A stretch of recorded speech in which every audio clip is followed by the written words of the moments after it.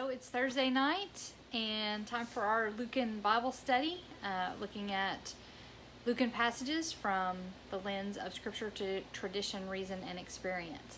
And I'm backing up a little bit from the passage that I went to last week to look this time at Luke chapter 8. We're going to do verses 40 to 56. When Jesus returned, the crowd welcomed him, for they had been waiting for him. A man named Jairus, who was a synagogue leader, came and fell at Jesus' feet. He pleaded with Jesus to come to his house because his only daughter, a 12-year-old, was dying. As Jesus moved forward, he faced smothering crowds. A woman was there who had been bleeding for 12 years. She had spent her entire livelihood on doctors, but no one could heal her. She came up behind him and touched the hem of his clothes, and at once her bleeding stopped. "Who touched me?" Jesus asked. When everyone denied it, Peter said, "Master, the crowds are surrounding you and pressing in on you." But Jesus said, "Someone touched me. I know that power has gone out from me." When the woman saw that she couldn't escape notice, she came trembling and fell before Jesus. In front of everyone, she explained why she had touched him and how she had been immediately healed. "Daughter, your faith has healed you," Jesus said. "Go in peace." While Jesus was still speaking, someone came from the synagogue leader's house, saying to Jairus, "Your daughter has died. Don't bother the teacher any longer." When Jesus heard this, he responded, "Don't be afraid. Just keep trusting, and she will be healed." When he came to the house, he didn't allow anyone to enter with him except Peter, John, and James, and the child's father and mother. They were all crying and mourning for her, but Jesus said, "Don't cry. She isn't dead. She's only sleeping." They laughed at him because they knew she was dead. Taking her hand, Jesus called out, "Child, get up." Her life returned, and she got up at once. He directed them to give her something to eat. Her parents were beside themselves with joy, but he ordered them to tell no one what had happened.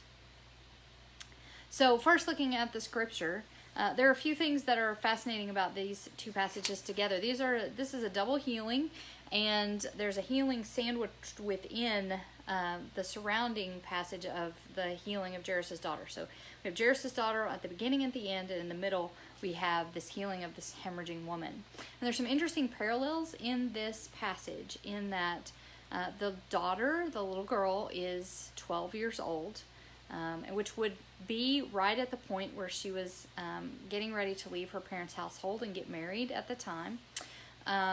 But she has lived her entire life up to 12 years old at that point, which is the same length of time that the other woman has been hemorrhaging.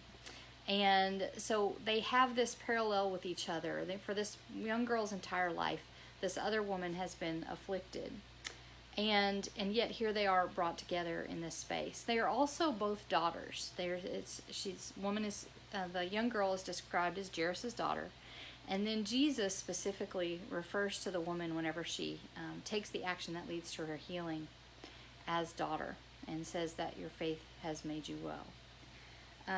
They're both afflicted in one way or another, and in some ways it's a life-stopping affliction, because the daughter's life is actually ended, and then the woman who touches Jesus' hem, if she had wanted to have children, would be unable to have children during that time. So she's unable to bear new life into this world. We don't know that she wanted to have children, but it certainly would have been an impossibility at this time.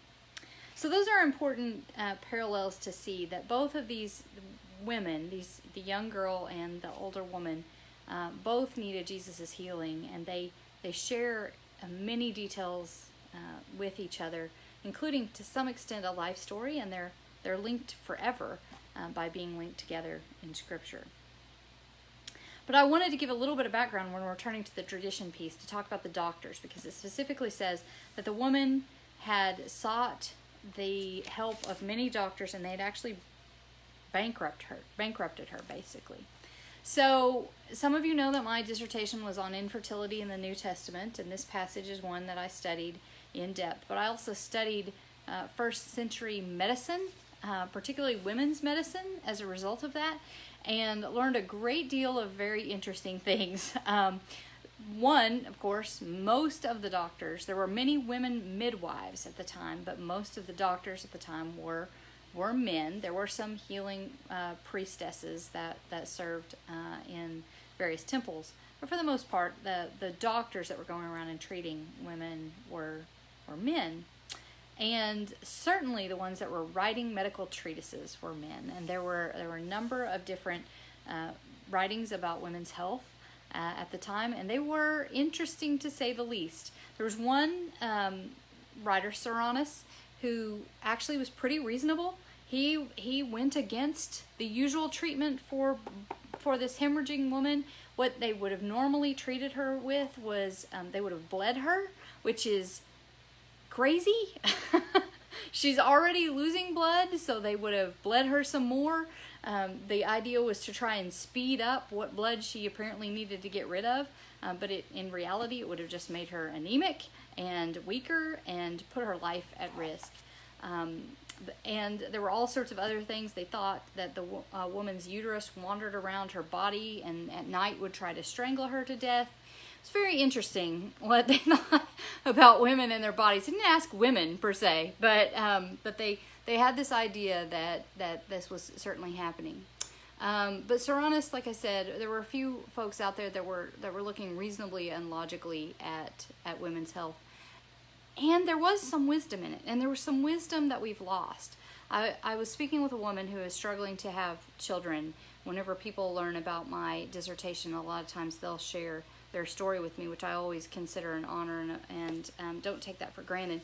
But she was sharing that she was struggling to get pregnant. She'd gone on for about 2 hours, and I don't know what made me say it, but out of nowhere I said, "Well, don't eat pomegranates."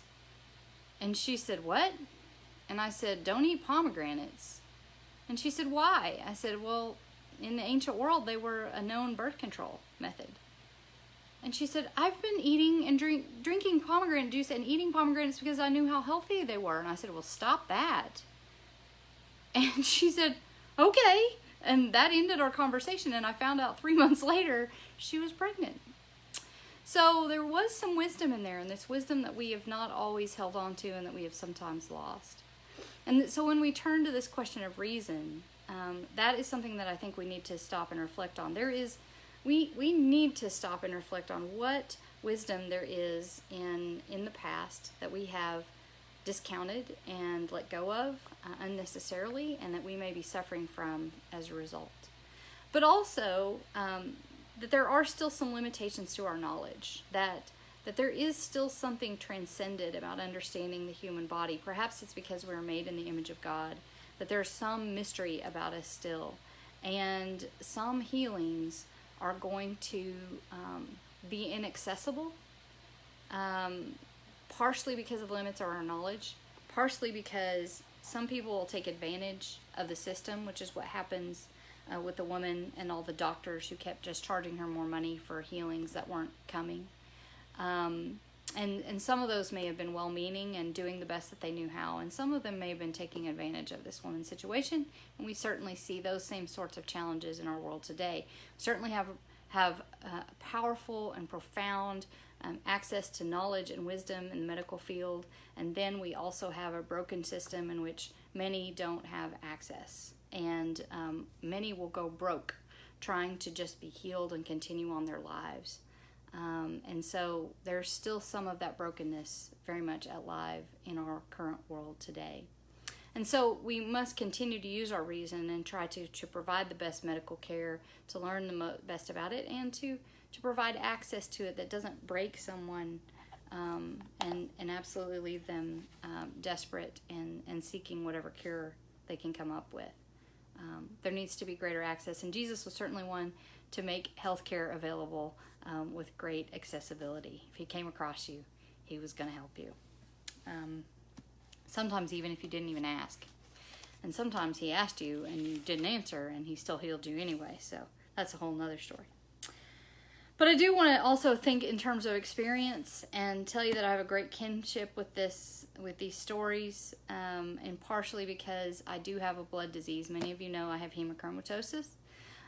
Part of the reason that I probably have hemochromatosis was because there were some limits to our medical understanding. And in the Middle Ages, people were bloodletted for many, many, many treatments. And an unexpected result of that is that there is a greater propagation of the gene for hemochromatosis, particularly for people who have British Isles heritage, which I have in abundance, it turns out. Particularly those, because bloodletting was widely practiced there, and that was good for people with hemochromatosis. I overabsorb iron, and so I actually have to be bloodletted every few months to get the excess iron off my body.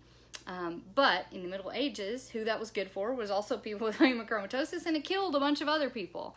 So we over-propagated that gene because of the limits of our medical knowledge. And those limits from the Middle Ages are impacting my health to this very day. So I actually have to use a treatment from the Middle Ages, which was wise for me, but not so wise for everyone else.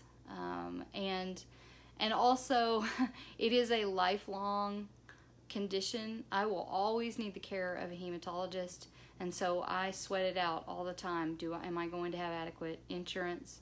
Am I going to be able to pay for this? Sure, I could go to the Red Cross and give blood, but in order to do so, because there's a block on hemochromatosis blood, I would have to lie, and that doesn't seem like something a pastor should do now, does it? So I feel that pressure of constantly needing access to good medical care, or I'm going to go broke. I'm going to go broke because I need to bleed. This woman was going broke because she wanted to stop bleeding. So we've come a long way, and we haven't. It is continually a struggle to find ways of healing and for our own human understanding to transcend those limits. But thank God we have Jesus who can come into those spaces and be a healing presence and can set us free from the afflictions that we face, even if it's just setting us free, maybe not curing us of the affliction. I'm never going to be cured of hemochromatosis. It will be with me forever. But the power of it over me is periodically broken because I have faith, and because I can walk in the midst of that space with confidence and with hope, with great hope.